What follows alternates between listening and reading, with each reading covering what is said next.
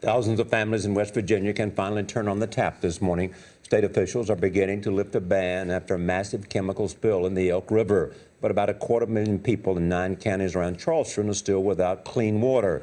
The accident is drawing attention to lax oversight. Sharyl Attkisson is investigating. She is in Washington. Sharyl, good morning.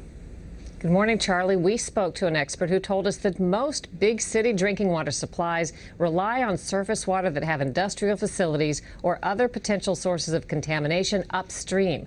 West Virginia, in particular, is known for its relatively lenient regulation of the chemical industry, which the state's economy depends on. But officials there now say they're considering new regulations.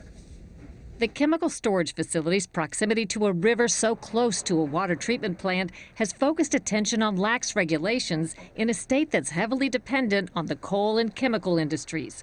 At a news conference Monday, environmental officials announced they're now conducting an inventory of West Virginia's chemical storage facilities. We're also, at the governor's request, developing some proposals for how we might more properly regulate these facilities in order to minimize the risk of a spill.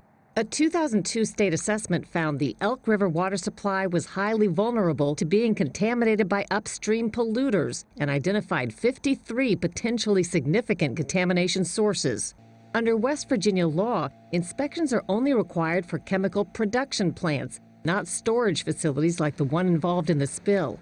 Eric Olson from an environmental watchdog group says the federal government is also at fault. There was an effort several years ago to try to protect drinking water supplies so we didn't have this vulnerability to huge spills upstream. Unfortunately, that died and never saw the light of day. But at the heart of that, do you see politics or corporate influence? What do you think? I think there certainly are politics involved here, and there are very powerful interests in the chemical and other industries that would rather not see strong regulatory requirements. Reforms have been called for and promised before. 2 workers died in a 2008 explosion at a different West Virginia chemical production facility. A congressional investigation found that plant managers delayed giving rescuers crucial information about the toxic chemical release.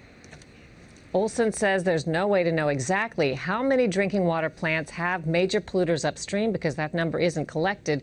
But based on his review of water systems across the country, he said it's certainly in the thousands.